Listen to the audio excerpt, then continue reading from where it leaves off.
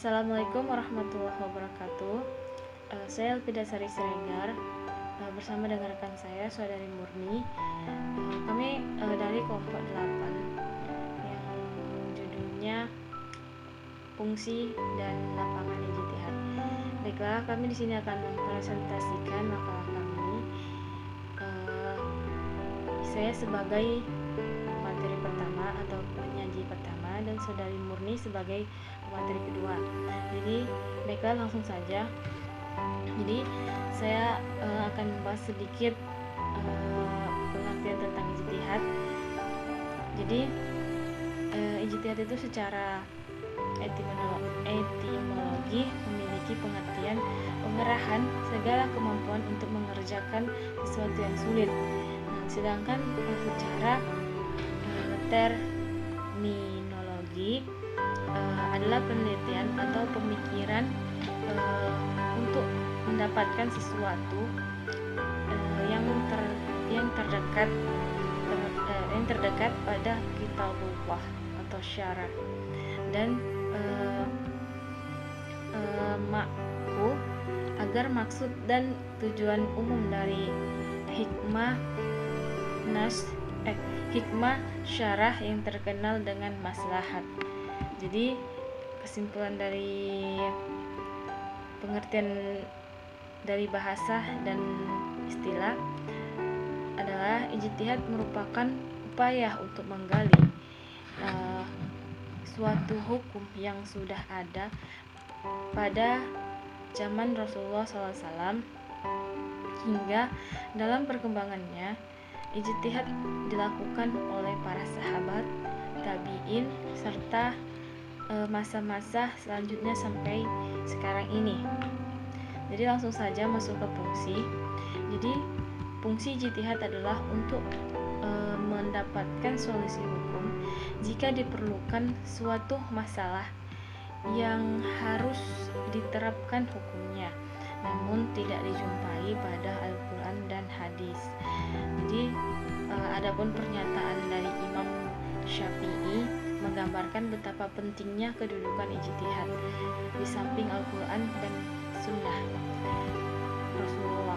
Jadi ijtihad juga berfungsi baik untuk menguji kebenaran riwayat hadis yang tidak sampai ke tingkat hadis mutawatir seperti hadis ahad, atau sebagai upaya redaksi ayat atau hadis yang tidak tegas pengertiannya sehingga tidak langsung dapat dipahami kecuali dengan ijtihad, dan berfungsi untuk mengembangkan prinsip-prinsip hukum yang terdapat dalam Al-Quran dan Sunnah seperti dengan qiyas, ihtisan, dan maslahah mursalah. Adapun masuk ke selanjutnya itu adalah urgensi dan kedudukan ijtihad. Jadi urgensi dan kedudukan ijtihad itu yang pertama adalah hasil ijtihad tidak mutlak atau relatif, bisa berubah, bahwa ijtihad tidak mutlak karena mengingat hasil ijtihad merupakan analisa akal. Jadi sesuai dengan sifat dari akal manusia itu sendiri yang relatif, maka hasilnya pun relatif pula. Jadi pada saat sekarang bisa berlaku dan pada saat yang lain juga bisa tidak berlaku. Yang kedua itu hasil ijtihad tidak berlaku umum, dibatasi oleh tempat, ruang, dan waktu. Dalam ketentuan ini, generasi terhadap suatu masalah tidak dapat dilakukan. Umat Islam berterbaran di seluruh dunia dalam berbagai situasi dan kondisi alamiah yang berbeda. Lingkungan sosial dan budayanya pun sangat beraneka ragam. Ijtihad suatu daerah belum tentu berlaku di daerah lain. Jadi ketiga itu proses ijtihad harus berkembang, motivasi, akibat, dan permasalahan umat atau permasalahan umumnya.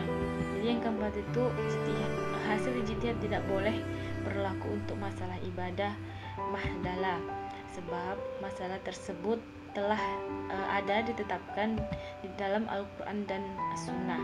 Dengan demikian, kaidah yang penting dalam melakukan ijtihad adalah bahwa ijtihad tersebut tidak boleh bertentangan dengan Al-Quran dan Sunnah. Adapun urgensi ijtihad dapat dilihat dari fungsi ijtihad itu sendiri, yaitu ada 3 macam. Yang pertama itu fungsi al-rujuk dan al-i'dah atau kembali, yaitu mengembalikan ajaran-ajaran Islam kepada pokok, yakni Al-Quran dan As-Sunnah sahihah dari segala interpretasi yang dimungkinkan kurang relevan.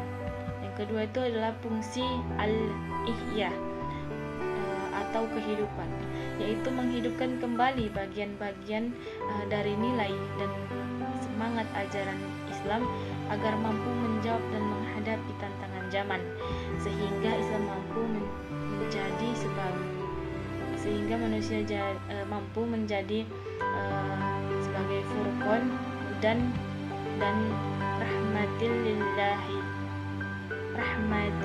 alamin.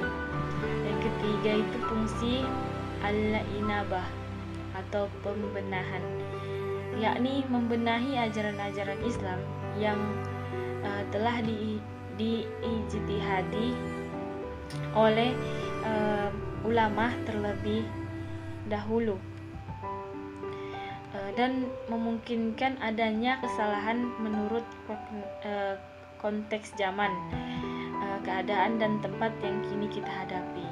Jadi adapun manfaat ijtihad yang dimaksud itu adalah yang pertama, dapat memahami hukumnya dari setiap perdebatan baru yang dialami oleh umat Islam, sehingga hukum Islam selalu berkembang dan mampu menjawab tantangan. Jadi yang kedua itu dapat menyelesaikan hukum berdasarkan perubahan zaman, waktu dan keadaan. Jadi yang ketiga itu menetapkan fatwa terhadap permasalahan-permasalahan yang tidak terkait dengan halal dan haram. Yang terakhir itu adalah dapat membantu umat Islam dalam menghadapi masalah yang belum ada hukumnya oleh Islam. Baiklah, cukup sekian yang dapat saya sampaikan. Akan dilanjutkan oleh pemateri kedua, yaitu Saudari Murni,